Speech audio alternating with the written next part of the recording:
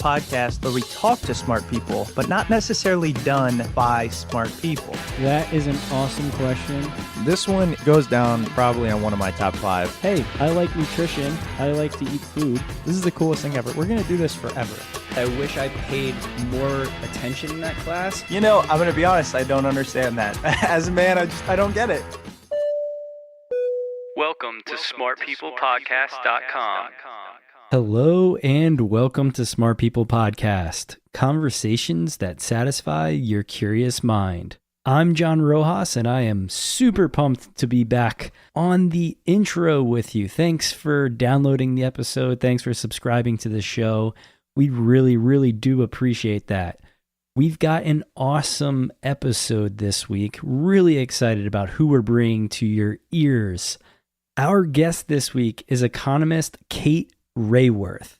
Kate has written a book, Doughnut Economics, 7 Ways to Think Like a 21st Century Economist. It just came out earlier this April, and you should definitely check it out. It is absolutely fantastic. Chris talks to her about what it means to reframe our understanding of what economics is and does, and gets into conversations with Kate about how to break our addiction to growth, redesign money, finance, and business, and all kinds of awesome stuff. It's definitely a new way to look at things, and it's one worth listening to. Before we jump into the episode, I just want to do a few housekeeping things.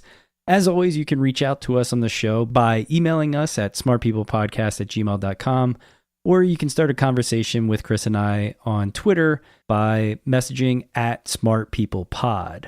This is your friendly reminder. If you make a lot of Amazon purchases, please do it through our Amazon link located at smartpeoplepodcast.com/Amazon. Any purchase you make through the link comes at no extra cost to you, and it gives us a nice little kickback from Amazon. If you haven't subscribed to the show yet, please go ahead and do so. Super easy, and it makes sure that you get every episode of Smart People Podcast. And if you haven't reviewed the show, take a minute or two, head over to iTunes, leave a rating, review, and comment over there. It really does help out the show and get us in front of more people. All right, that's it for housekeeping. I hope you enjoy this week's episode with Kate Raworth.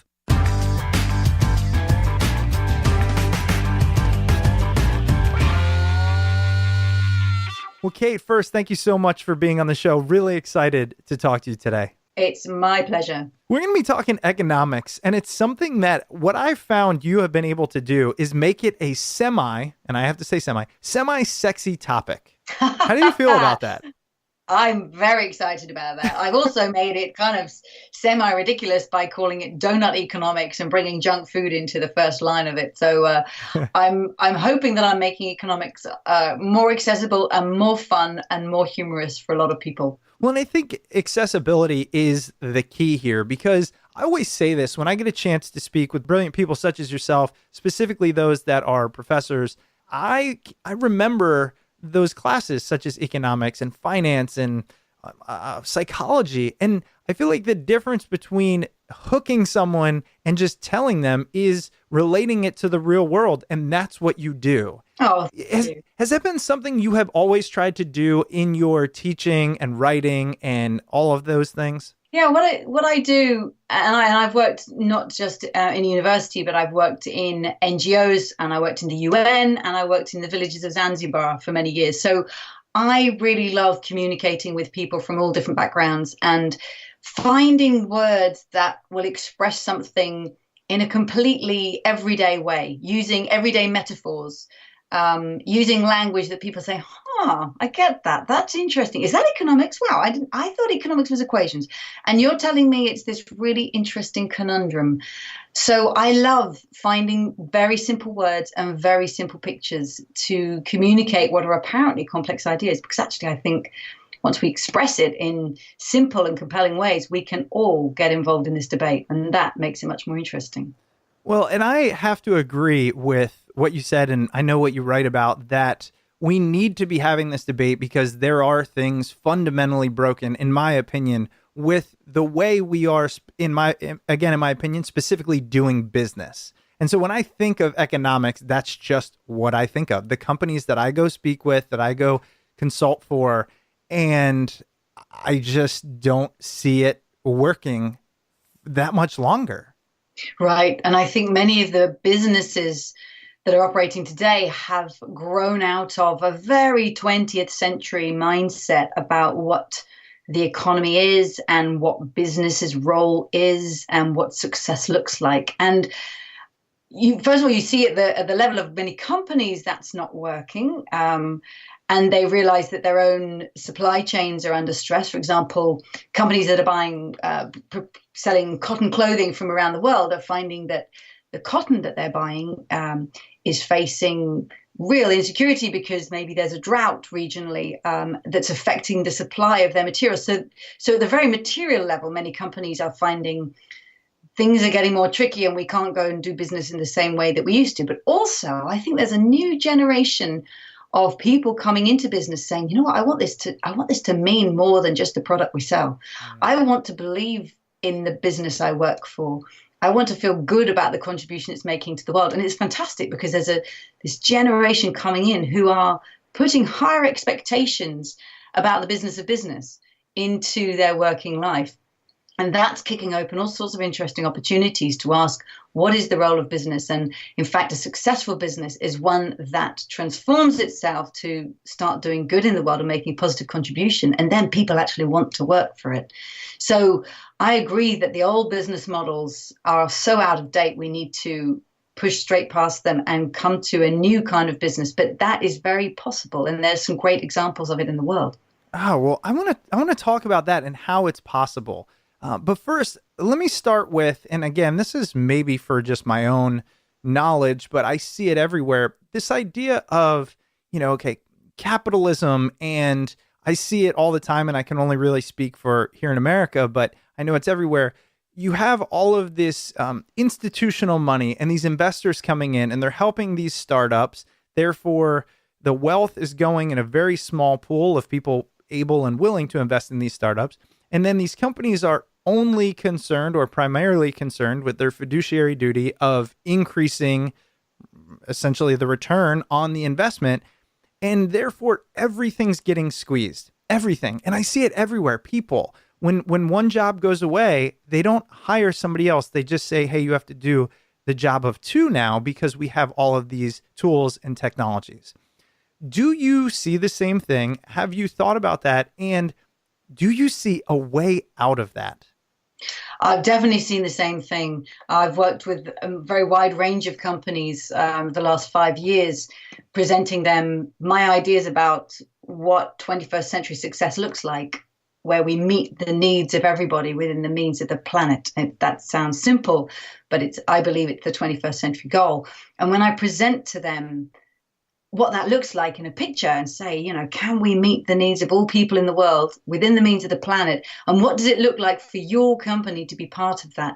You get a real range of reactions. So the typical company, I'd say, starts by saying, well, that may be a very noble goal, but what are we going to do? We're going to do nothing. That's not our business. Our business, as you just expressed it, is this narrow fiduciary duty. We're going to get the return on for profit. We're going to shareholder dividends. We have this very, very narrow focus. And that, as I was saying earlier about through your supply chains, many companies are beginning to realize that it's not good enough anymore. That may have worked in the 1980s, 1990s, but companies are already starting to feel, I think, the pressures back when you disrespect the workers in your supply chain, when you disrespect the living world on which you depend. So more companies are moving, I'd say, to the next level up, which is, okay, we'll do what pays. We will make our brand green because apparently there's a niche market there and consumers will pay more. Or we'll be carbon efficient because apparently that's also cost efficient. So it's a first step into actually doing better, but it's very narrowly framed as in, so long as it pays, we'll do it. And it sounds good. It sounds a kind of greenwash. The third step would be to go further and say, okay, we'll do our fair share of the effort, right? So, okay, we know that globally carbon emissions need to be cut. What's my country's target? Oh, let's say my country set a target of 10% cuts over the next 15 years. Okay, well, we'll do 10% cuts in our supply chain over the next 15 years. I'm not going to critique that per se, because at least we're beginning to be setting ourselves standards by what science demands, what actually needs to happen in the world, and we'll start raising our ambition to that. But the real danger of it makes me think of a time when, imagine yourself going to a restaurant with all your friends and everybody has a great meal and a couple of beers and some dessert, and then the bill comes and everyone says, oh, I'll chip in my fair share. If you're the one holding the bill and adding the money up at the end of the night, it usually doesn't add up. It never adds up. I knew exactly where you were going. Yep. You've been there. Yeah. So that's the real danger of this fair share, isn't that actually people often don't quite do their fair share and it doesn't add up. And it can very quickly switch from what's my fair share to contribute to what's my fair share to take. So I've seen some companies looking at, say, the global carbon budget, and their response becomes, so how much of that is ours? How much carbon can we emit? Or how much pollution can we produce? How much dirty water can we dump in that river? That is absolutely old thinking that we want to get away from. So I'm very suspicious about this idea of talking always about my fair share of contribution. We need to go beyond that. So the next level, the fourth level up beyond fair shares, is we're going to do no harm. And that actually is quite ambitious. Sometimes it's called mission zero. We're going to produce as much energy through solar panels as we use in this building. We will put no dirty wastewater in the river. That's really a step up, and it's ambitious, but it's a strange place to stop. As the designer William McDonough says, doing less harm is just doing less harm. Why not just go break through that glass ceiling of ambition and do good? And so you go from up to the top step. So you started with, I'm going to do nothing. Then we're going to do what pays. Then, we'll do our fair share. Then we go up to, okay, we'll do no harm. But you can break through that and go to a transformative mindset, which is, we'll be generous. And the person whose ideas I really find inspiring on this is the biomimicry expert, Janine Benyus. And she says, old finance and old business says, how much value can we extract from this process that we're involved in, right? And that's the shareholder mentality you're talking about. How much value can we extract? Janine Benyus says, no, you need to flip that round. You need to say, how many benefits can we layer into what we're doing that we can actually give some away? And that's a completely different question. And it's the kind of question that if you were to say that to employees of a company, what our company is now going to do is ask this question: how many benefits can we layer into what we do as a business so that we can give some away? I bet a grin would break out across the faces of so many of that younger cadre of employees, because then you suddenly feel like what I'm doing through the core business that we're doing, we are generosity to the world. We're going to give clean air back to the city. We're going to put clean water back in the rivers. We're going to give put some of our ideas in the Creative Commons. So we're going to be giving ideas out to the community. We're going to make podcasts and let people listen to them for free, right? It's a generous space to be in, and it's a really wonderful thing to do. It's why so many people go home after work at night and spend hours programming, adding to open source software and open source design, because they love to give and feel that they're part of a bigger project. So I completely agree that this narrow idea of fiduciary duty still pervades so much of business. And yet there are examples of businesses and employees and leaders in businesses who have gone up this ladder of inspiration and want to be generous. And the way they do it is by rewriting what I would call the DNA of their business, how it's structured, what its purpose is, where the finance comes from, and who owns it. And those are the transformative changes that allow you to break into a far more generous mindset. I love that. One of the things I want to hone in on is that finance aspect. Not because I know more about it, but because it seems like it's still at the core of any business. I mean, and I hate to say it, but it just is, right? Do you have the money to create the product or give the service to grow and scale and all of those things? And I can almost hear people out there saying, this all sounds great, but let's live in the real world. And I mean, as an economist, like, how do we make that switch? How do we start changing the nature of finance and money as you talk about it? So, of course, people want a fair return on their investment. But again, and some people just want a return on their investment and will still have a very narrow focus of, when I invest my money, all I care about is that percentage that I'm promised. But there are others who say, hell, I have children. I have grandchildren. when I invest, I'm investing in the future of the world. I want to make sure that what my money gets to support and make happen in the world is actually going to create a beneficial future. So how could I do that? How could I get a fair return while also knowing that I'm helping to grow something that I want to see more of in the world? And of course, there are some fantastic ethical banks and ethical funds that are springing up. I've got my savings invested in a wonderful bank in Europe called Triodos, where I put my savings in, I get a fair return, but I can find out all the information I want about the kinds of people they're lending it to, the kinds of projects, investing in community wind power or community solar power, investing in employee-owned businesses. And I feel great about investing my money like that. There are also people like John Fullerton. I'm not sure if you know of him. He runs the Capital Institute, based very near you in the US. He's got a wonderful idea about regenerative economy and regenerative capitalism, thinking about capitalism in terms of the multiple capital. So not just financial capital, but how about regenerate natural capital and social capital, community capital? And he used to work for JP Morgan, right? So he came right out of the heart of Wall Street finance, and he took what he learned from there and has transformed it into rethinking finance with regenerative principles at its heart. So there are people who, like yourself, who've come out of mainstream finance, got a bigger vision, and are using your insider knowledge to reinvent it with the right kinds of principles at its heart. I'm not a financial person. That's not the background I come from. So I love hearing from people who are expert in that area about the kind of innovations that they can see are possible, and about the kinds of businesses and the financial investing opportunities that they can say, yeah, I can see you're getting the return and then you're generating something more. But I'm really optimistic that there's huge ways of reinventing this, because finance is just a construction. Money is something we've designed and invented. And in any kind of money that you have, we're so used to, the dollar or the pound, but any kind of money has three really important characteristics. Firstly, who gets to create it? Is it the government? Is it the commercial banks? Is it the community? What kind of character does it have? It's usually given a positive interest rate. And thirdly, what can it be used for?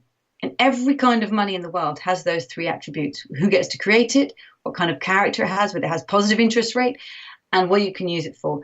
You can change the design of money, and people can create complementary currencies in communities that doesn't have an interest rate. It's issued by the community itself, and it can only be used within that community. That money totally changes the relationships within the community. So once we start realizing that money is just a design of social trust that we've created, we can redesign it, and we can change who issues it to start investing in things that matter. We just have to jump out of the water and realize that the kind of money that we're so used to, the kind of finance that we have, is one of many possible designs. Yeah, it's funny when I think about it. I was just talking to somebody yesterday.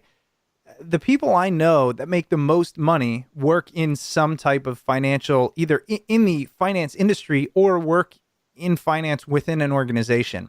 And I find it so interesting because a lot of them, it's just making sure the wheel turns, right? It's coming up with new structures and formats, much of which they don't even understand, as we saw in 2008, just to make sure that this whole economy keeps going as it, quote unquote, should. And to me, that just seems crazy.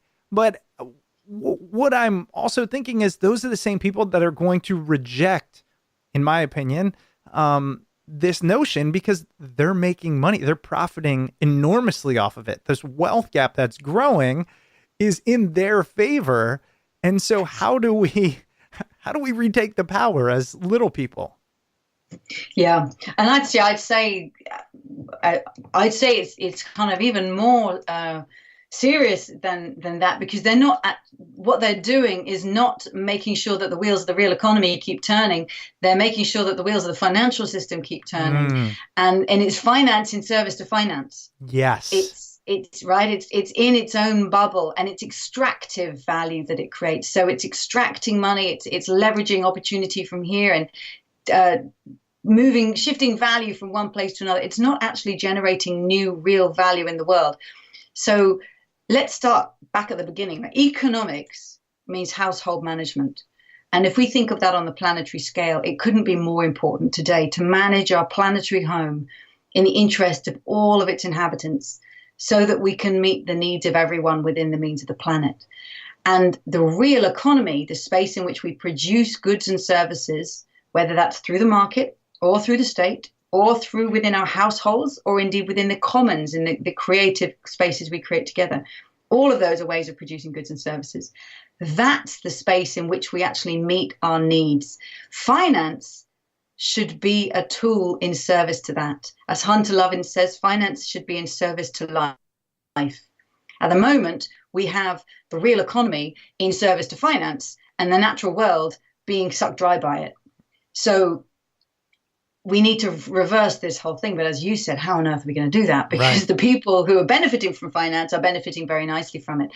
I think I take great inspiration actually from Buckminster Fuller, the wonderful American inventor of the last century, who said, to change something, don't fight the existing reality. You need to build a new model which makes the old model obsolete. Now, so rather than taking that power away from mainstream finance, well, of course, we want the regulation put in place that actually stops it from being so extractive and creating the kind of bubbles and crashes that we've seen. But additionally, I think we need to create a parallel system where ordinary people say, you know what, I don't want to invest my money in those kinds of commercial banks that are doing such damaging things in the world. I'm going to seek out an ethically based bank, and I'm going to put my savings there for a fair return.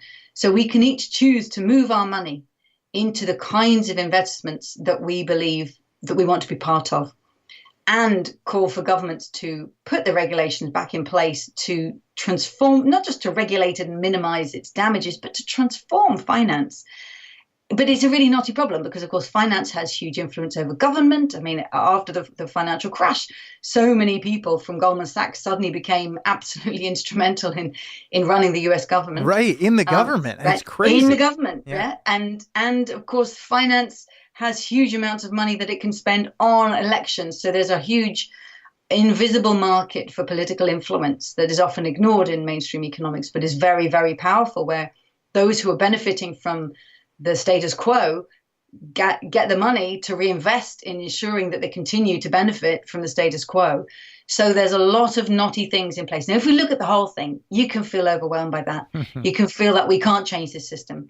But I really believe that we can change it by starting to grow a new one, starting to show an alternative, a positive, where within at the community scale, where it's rooted in community, it's rooted in multiple values, and moving away from that mainstream at the same time as getting regulation back in. So I don't want to sound too rosy about it. No, but I also don't want to be overwhelmed by it, because otherwise then we'd be defeated. Right. And I mean, you kind of break out these, in Doughnut Economics, that's essentially what you're saying is here is the 7 concepts that we can utilize to create this new economic system. And I don't want to put words in your mouth, but tell me, A, if that's a correct summation, but also a little more about that, how you came to this and what you see, the reason you wrote it, the reason you put these ideas down in comparison or in conjunction with what we were just talking about as a solution. Yeah. So the reason I wrote this book is because I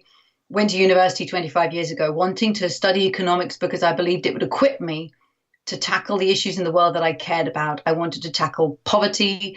I wanted to tackle environmental degradation. And I wanted to speak the mother tongue of public policy. But when I was at university, I was incredibly disappointed by what I was taught, because the issues that I cared about were treated as somehow marginal. They were off to the side. You could study them if you want, but many people just didn't even bother with them at all and go straight through and specialize in finance. And I felt too embarrassed ever to call myself an economist, because I really disagreed with the mindset I'd been trained in, and I walked away from it. But through all my experience, I realized you can't actually walk away from it, because it is so powerful in the world and frames the way we think. And so many people today are saying, we need a new economic story. We need a new narrative of the kind of economy that we want. And I absolutely agree with that.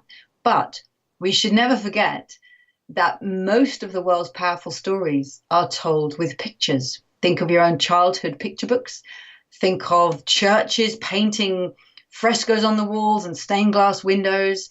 Think of the map of the subway. We use pictures all the time to tell ourselves stories about who we are in the world, how the world came to be, and how the world works. And pictures are at the heart of economics as well. So when I realized that, I went scurrying back to my textbooks that I discarded long ago, and I looked at all the pictures in them. And I realized that in those pictures lay a mindset that I had been taught, and they were still sitting in the visual cortex in the back of my brain. So those pictures linger long after all the equations and the words have faded, and they shape the way we think about what the economy is and what it's for and who we are in it and how it works. So they shape our ideas at the most profound level. And so many people study economics that they then go off and study Econ 101 and then become a politician or a businessman or a lawyer or a journalist, and we take that mindset with us. So I realized that if we don't rewrite, we can't rewrite the story if we don't change the pictures. So the 7 ways to think at the heart of my book, you could really call them 7 ways to draw, like a 21st century economist. And I've shown the old diagrams that have trapped us in old thinking and why we need to discard them and replace them with new ones. I'll give you an example of one diagram. The most famous diagram in economics. If I say to anyone who's ever studied economics, what's the first diagram you ever learned? Let me try. What's the first diagram you learned in economics? Supply and demand. Thank you very much. Supply and demand. And so it's like a little X, right? If you put your 2 fingers crossing each other, little X, that's the supply and demand curve. Such a simple little diagram, but what's it telling us? First of all, it tells us that apparently the market is in an equilibrium, and it'll return to equilibrium. And that's because economists desperately wanted to make economics as reputable a science as physics. They saw Isaac Newton and his great success and his impact in the world, and they said, right, we're going to make economics like physics. So they literally took ideas from physics and drew pictures of the economy as if it was physics, not because they observed that was the way the real world was, but because they wanted to model it on physics. So we're all taught this mindset as if the economy restores itself to equilibrium and price pulls it back in the same way that gravity will pull a ball to rest. Well, that's just not true. And the financial crash of 2008 proved uncontrovertibly that is not the case. The economy actually is a complex, ever-evolving, adaptive, dynamic system. It's much more like a garden than like a machine. So we have to understand that it's always evolving, always moving. It bunches up and it spreads out, and it creates bubbles and then they crash down, that people move in herds and we follow each other. So if you want to be a good economist, don't try and pull on the so-called levers of the economy and thinking that you're like an engineer leveraging this bit or that. You've got to be like a gardener. You've got to be willing to get your hands dirty in the soil. You've got to pull some weeds out, put some plants in, trim them back. So that's about regulating the space in which business, which is like an organic plant, can grow. But it's not laissez-faire. Anyone who thinks, Hayek, the economist Hayek once said economists should be more like gardeners, but I think he never did a decent day's work in the garden himself, because gardening is hard work and you get stuck in. So we need to stop thinking of ourselves as engineers and that the economy is somehow a machine that follows laws, because it isn't and it doesn't. We need to think of ourselves as garden designers, and how we create the economy is how we design the garden, and that's all to play for. That's what I think is actually so empowering, because in the 20th century, when we thought the economy followed laws of motion, and if the economy is getting more unequal, it just needs to grow some more and then it'll become more equal. That was not true. Actually, we need to design the economy from scratch to make it distributive of resources, distributive of knowledge, distributive of opportunity, distributive of the wealth that's created in a business. So you could have an employee-owned company where the value that's created in that company is distributed among the employees. You can have a neighborhood that's networked with solar panels, and the energy that those houses are creating is distributed amongst the community. These are the ways we can redesign our economy. And it's very empowering, because it means we all have a hand in reshaping the economy. This week's episode is brought to you by the fine folks over at Blue Apron. Not all ingredients are created equal. Fresh, high-quality ingredients make a real difference, so it's important to know where your food comes from. Thankfully, for less than $10 a meal, Blue Apron delivers delicious, quality food courtesy of over 150 local farms, fisheries, and ranchers across the U.S. right to your door. supporting a more sustainable food system and setting the highest standards for ingredients. Plus, with Blue Apron's freshness guarantee, you can be sure that every ingredient in your delivery will arrive ready to cook, or they'll make it right. It's no wonder they are the #1 fresh ingredient and recipe delivery service in the country. I've had Blue Apron for months, and I've been telling all my friends and all my family members, you have to try it. It is absolutely fantastic. So now on to the good stuff. Here are some of the meals available in April. Spinach and fresh mozzarella pizza with olives, bell peppers, and ricotta salata.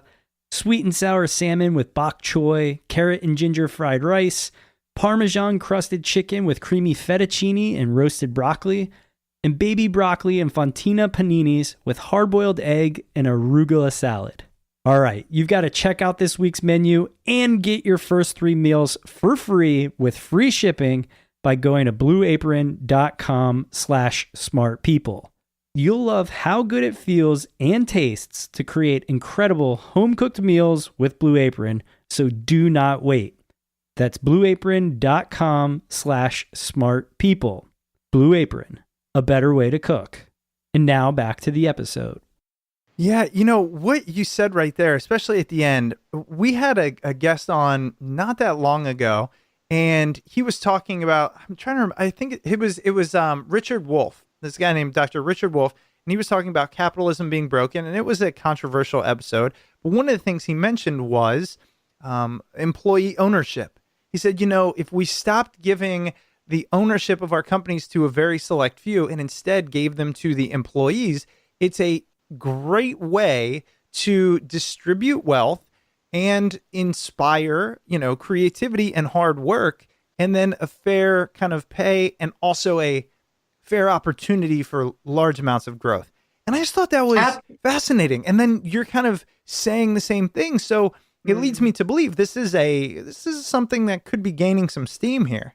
I think it is. I think it absolutely is, because if you think about it, there's something very odd, and Marjorie Kelly has done wonderful work on this too. Something very odd about the idea that the owners of a company are people who have never stepped through its door, but people who have put some money into it and may withdraw it at any time. In fact, they don't have an interest in what the company's doing. They're only looking at the number on the dividend, and they will withdraw at a moment's notice if that falls below what they want.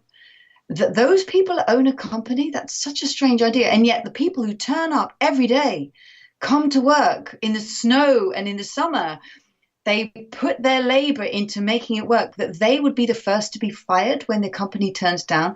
That's a very strange mentality. So as you just said, Richard Wolff is saying, flip that around. When a company is owned by its employees, suddenly they have a transformed sense of investment in how well they're doing their work, how well they're working together as a team.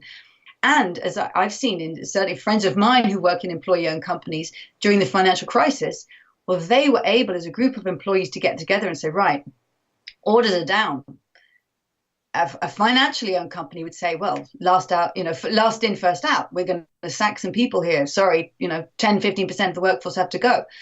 The employee-owned companies can say, let's all agree we will work 10% fewer hours so that none of us lose our job. So actually, it has a really good adaptive mechanism within it to work variable hours.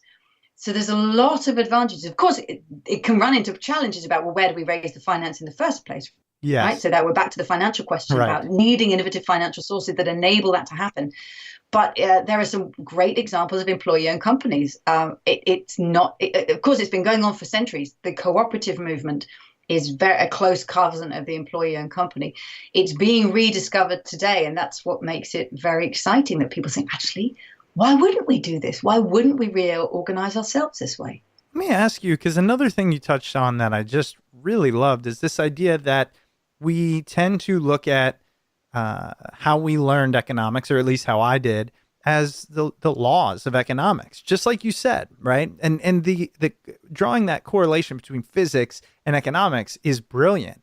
What I'm wondering is, when and how did those laws serve us in the past? Like, how did they, or did they at all, get us to where we are, which is undoubtedly better than where we were 100, 200 years ago?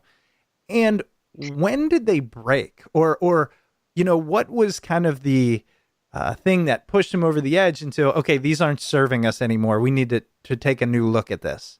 That is such a great question. I love this topic of realizing how economics has been so desperate to be like physics and the pernicious effects that has had. So we talked about the supply and demand curve and how the fundamental idea at the heart of economics is that the market will restore equilibrium, just as gravity will restore, pull something to rest. That idea created what's known as laissez-faire economics, which is, well, if the market will restore equilibrium, that equilibrium will be good and it will return itself to the right equilibrium. So there's no need for government intervention. And that, I think, was the 20th century debate. Do you believe that the market is first and best, or do you believe actually there's a role for government? It was the debate between Hayek, who said, let the market work, and Keynes, who said, the market will get stuck in a low point. We need the government to intervene.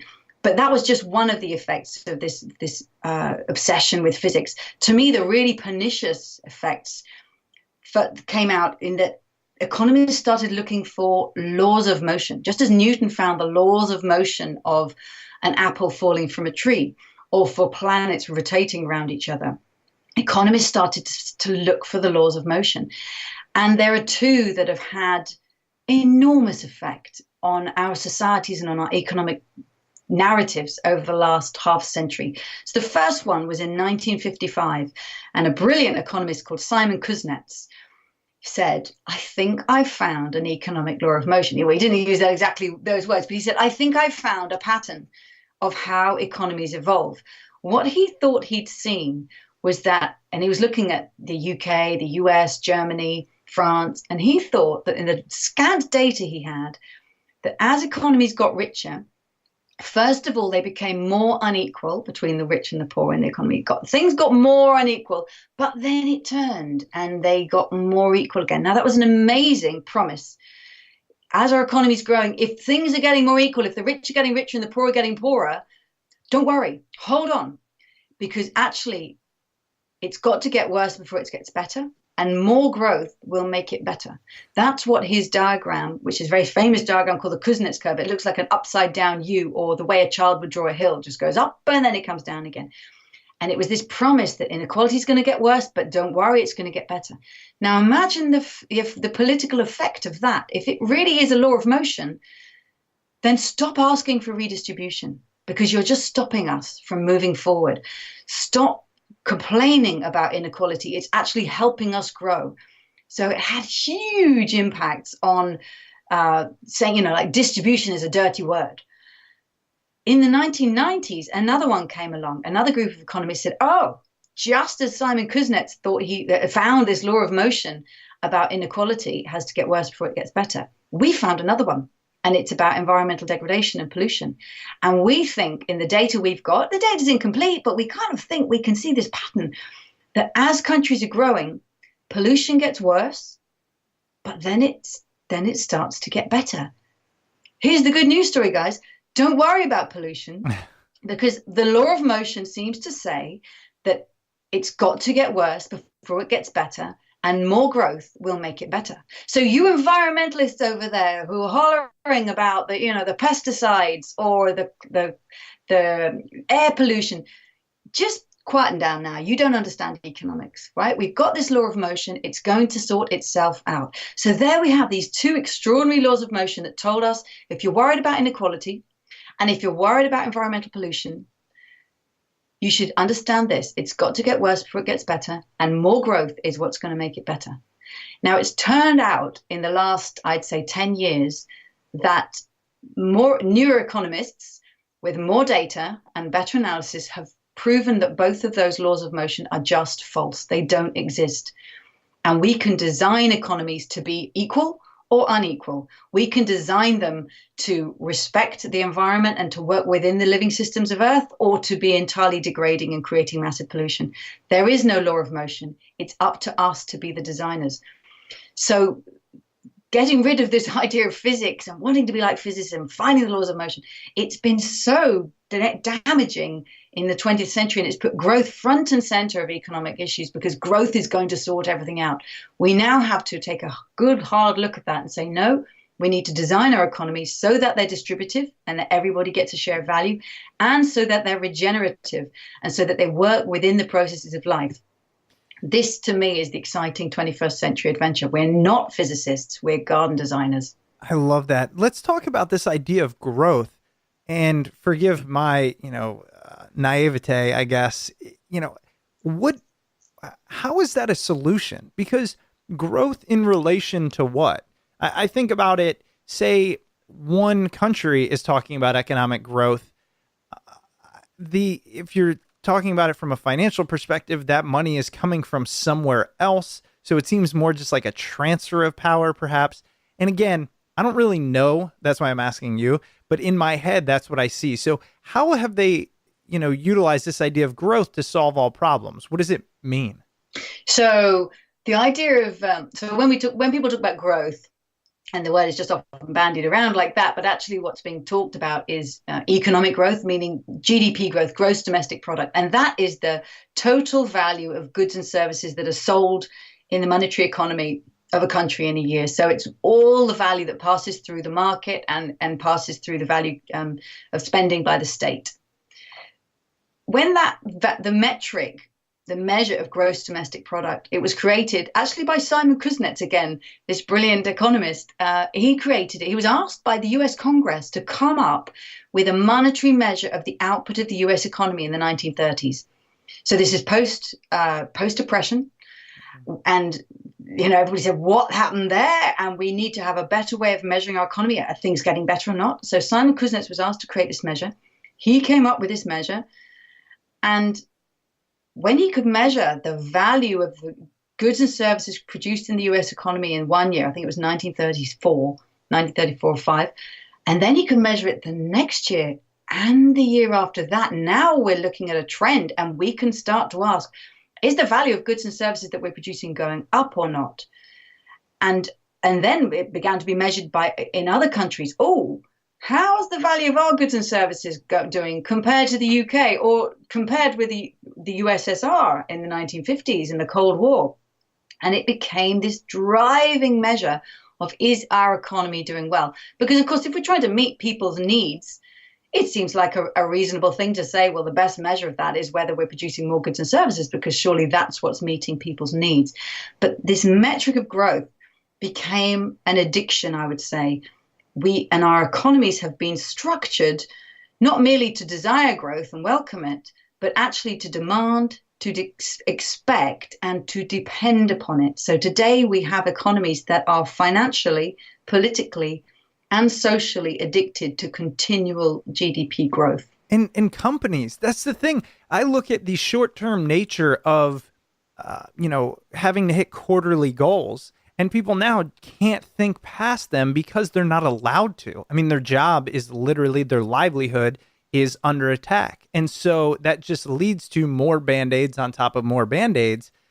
And of course, we see what happens there, right? And there's one of the things I talk about in what I do with consulting is, oftentimes if you are only asking for compliance, you will actually get manipulation. And we see that with banks, and we see it in the workforce, people who are forced to show something in time bound that doesn't have necessarily the meaning, but has the kind of the growth of the quarterly numbers, et cetera, will start creating ways that are detrimental just to hit those. Yeah. And so this is a great example of, I would say, 20th century business models that see all value as financial value and don't understand the dependence of business upon the society or upon the living world. And the structures of those companies are forcing people, your friends, my friends, our colleagues, people we know who work in these institutions, whose incentives are, you have to show that your sector, your margin has grown quarter on quarter because that's how the market's judging you. And so it's this shaping of incentives that make people behave in incredibly narrow ways and actually gets them completely stressed and not enjoying their job because it's not a rewarding way to behave. Right. And going back actually to the employee-owned companies, interestingly, when an employee-owned company, so a friend of mine who works in an employee-owned company, and they make websites for people, and there's about 20 of them.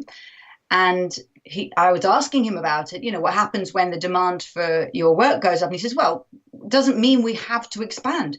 We have a conversation. Do we want to keep expanding our company? Actually, we think 20 is about a good size for us. Wow. And we don't need to keep expanding. Now, because they're employee owned, because they're financing themselves, they don't have shareholders saying, I need my return. They are not forced to grow. But because so many companies are shareholder owned, they have this financial pressure that structurally requires them to show that they're continually growing. So that's a really good example of how we're financially addicted and locked into continual growth. We're also politically locked in because I think of the G20 photograph, that picture that's taken of the world's most powerful leaders who meet every year, the G20 meetings. Mm-hmm. I think of it as like a G20 family photo, right? All the world's leaders want to be in that picture. You've made it. Your country's the big, in there with the big boys. No leader wants to lose their position in that photograph, right? No one wants to be kicked out of the family picture. But if you were to say, if any one country was to say, okay, we're going to create an economy now that doesn't need to grow, we're going to thrive rather than grow, while the rest of the world carries on trying to grow, who knows, in 2 or 3 years' time, you might lose your place to the next emerging economy powerhouse. So collectively, as a group of countries, and to me, this is one of the biggest challenges, actually, this G20 family photo problem. We're collectively locked in because it's very geopolitically difficult for any one country to say, right, we're going to move away from GDP as the goal and have a goal of thriving like a country like Bhutan has. Perhaps they can do that because they're not in the G20. They feel free not to compete. So we have a collective action problem there around politics and rethinking who we are as a global community and the fact that we can't all continually keep growing because nothing in nature grows forever, whether it's your children's feet or the Amazon rainforest. Things go through an incredible growth spurt, but then they mature and they thrive at a mature size. And to me, there's a really big question as to why we wouldn't expect an economy to do the same. Things that keep growing forever, I mean, nothing actually does grow forever. Some things try to grow forever. They usually destroy themselves or the host on which they depend, cancer being the ultimate example. So we need to get really smart about the relationship between the economy, society, and the living world and ask what's the optimum size at which the economy should reach and thrive rather than be locked into some kind of Peter Pan economics that we think we must always be growing. Right. Because it's an inheritance from this 20th century obsession. And I think we're in very dangerous waters if we don't rethink a larger vision about what we think thriving means in the 21st century. Well, I think you just titled your next book, by the way, Peter Pan Economics. I like that. I mean, I'd buy that too. I wanted to get really specific here because I want to believe it. I really do. So let's take a company like Uber, okay? And say Uber, the founder, the guy comes up with this idea. And he says, okay, I have this idea. But in order to make it work, I need to be first to market. I need to scale quickly so that I can, stamp out competitors and, lead in my industry and all that. And in order to do that, I need resources. So I prove this concept in some way, and then I go and I get investors. And I'm going to go to the people with a lot of money. And I get, millions and tens of millions, right? 100 million, whatever it is, in investment, which allows me to boom, scale. Now I'm huge, I'm successful, and I've shortened that time to bring this amazing service to market. How do we, maybe it's not the employee-owned company, that's just the one that's on the top of my mind. How would we change that to take the power away from the investor or the typical view of the investor in that role, which is what kind of reinforces that quarterly earnings mentality? How could we deal with that? And how could a company like Uber deal with it to a point where they're not just stamped out by a competitor who raises more money and beats them out? Great question. Thank you for a tough question. Okay, so I'm not going to solve the Uber business model problem, but I'm going to reflect on the kind of business model that it has, particularly the network structure that it uses. So Uber exists because of the digital networks that have sprung up and that we're all now hooked into. That's what makes it possible, rather than just used to turn up at your friend's neighborhood and say, hey, can you give me the number for a local taxi company? And so we were all fragmented into that. Now we can just tap into this network. the reason why Uber's become so powerful in the same way that it has Google and eBay and Amazon is because they benefit from these network effects, which is, again, now we think of the economy as a complex adaptive system. One of the things that happens is that you get success to the successful, it's called. It's a feedback loop. So once you start to grow, everybody's heard of your name, and then people start using you, and then you grow, and then more people have heard of you, right? So Google is perhaps all of them, actually. They're the ultimate examples. We could all name them. And so you gain more and more success when you outcompete the others.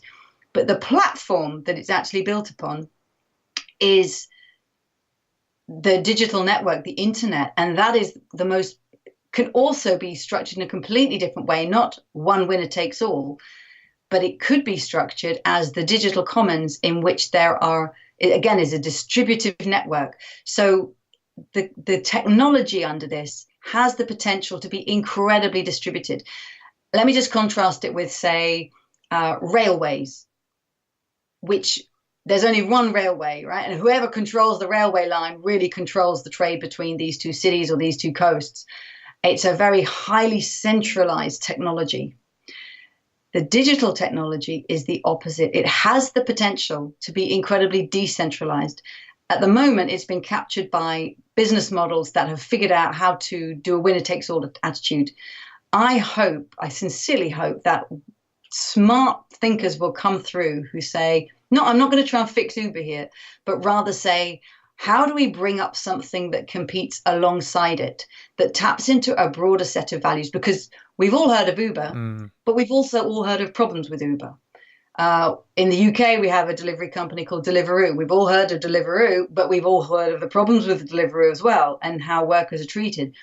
If we can tap into the values that people have, what about if somebody could create an alternative platform that still brings together many drivers or deliverers, uses the network effects of the distributive commons, but actually does it in a way that is run by the employees? Like, why can't Uber be run by its employees? Why can't delivery services empower their employees? There's nothing inherent in the technology that means it has to be centralized. Some very smart companies have got in there early and centralized their control over it, but it doesn't have to be that way. I'm hoping that that's going to be an early days effect of this very, very 21st century technology, and that some very smart people, and there's a lot of them out there in the digital collaborative commons, will figure out how we can make this far more distributive. But again, it needs different kinds of financing, and it also requires the public to want to do it differently, so that in the same way that everyone's heard of Uber and now they've got the Uber app, we need a second wave that says, oh, have you heard? There's this really great alternative to Uber. I wish on the spur of the moment I could think of a really cool name of an employee-owned taxi. We Are Taxis or something, and that, oh, I want to go with that because I've heard about the problems with these mega companies. I want to be in one that actually respects the employees. They get the decent share of the wages. It's distributive.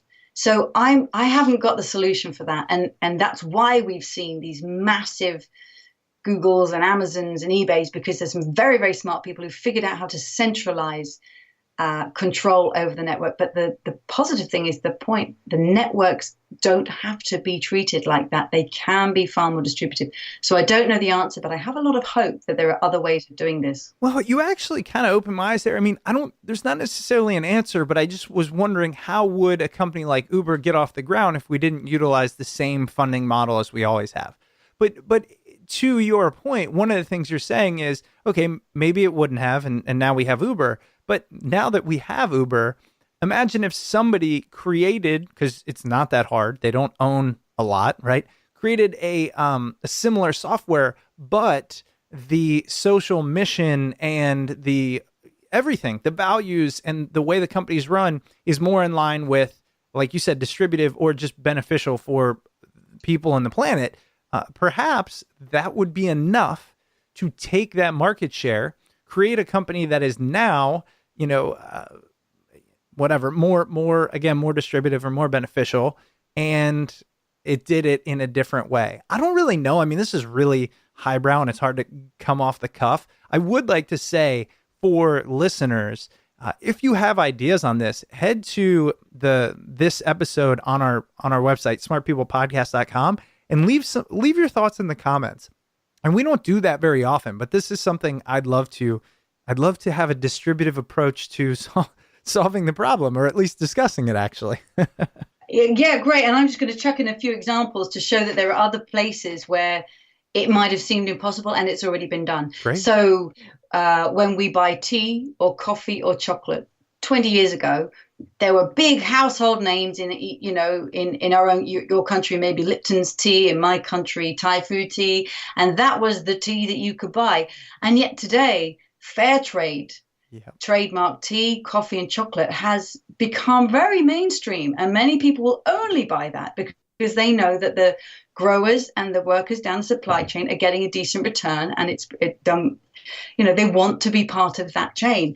Banks, the monoliths of banks. And yet today there are cooperative banks. There are banks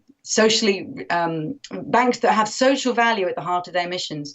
Savings funds that have social environmental value, large investment funds are now investing in these things. So there are alternatives, and people are starting to say, you know what, I want my pension to be in a responsible fund, because that's part of the value that I wish to generate. It's not only financial. I'm not only motivated by money. So I want to put my money in places that respect the whole of who I am. Mobile phones, smartphones, right? We have a few big name companies. And yet now there's a company called Fairphone who are producing phones with decent wages and conditions for workers, which is really important in the mobile phone business because there's some terrible things going on, but also responsibly mined minerals and metals. So again, their phone at the moment is more expensive, but it's coming up. So, and then lastly, I'm going to talk about software, right? We used to have only Microsoft and Windows. And then a young man called Linus Torvalds sat in his dorm and said, just for fun, he was going to write a bit of open source code. And he created Linux, the world's most effective and widely used operating software. And it's even now used by, Microsoft. And he started writing it, and a whole community came together around him, and people sat there until 3 a.m. creating code because they loved making something together. So these things sound impossible until they've happened. And I think Linux, this operating system, is the most positive example because it's in the digital commons, it's in the space, this new space, and it could have been just dominated by a few major corporate giants. And yet, look, the people's contribution and the people's collective work has countered that and actually succeeded better. So I hold hope open that the same thing could happen in the space of Uber, in the space of delivery companies, that they don't have to be exploitative and centralized because the distributive network is asking us to create something distributed. Wow. Yeah. And look, I'm hopeful too. And it's what, for the listeners, if you enjoy this and if this has your wheels turning, you really, Kate, go into so much detail in your book, Doughnut Economics, 7 Ways to Think Like a 21st Century Economist. These are all things that are covered. But one of the things I cannot let you get away with is tell us this idea of the donut. Like, just so people are wondering, why is it called Doughnut Economics? We didn't cover that, and I want to make sure we do. Okay, so it sounds ridiculous, doesn't it? Putting junk food right at the front of rewriting I'm going to eat the cover of your book. So the reason it's called a donut is because a few years ago I drew a picture because I love drawing pictures and I believe they're important. I drew a picture of what does well-being for humanity look like in the 21st century. And it turned out, strange as it sounds, looking like an American donut, the one with the hole in the middle. So imagine in front of you an American donut.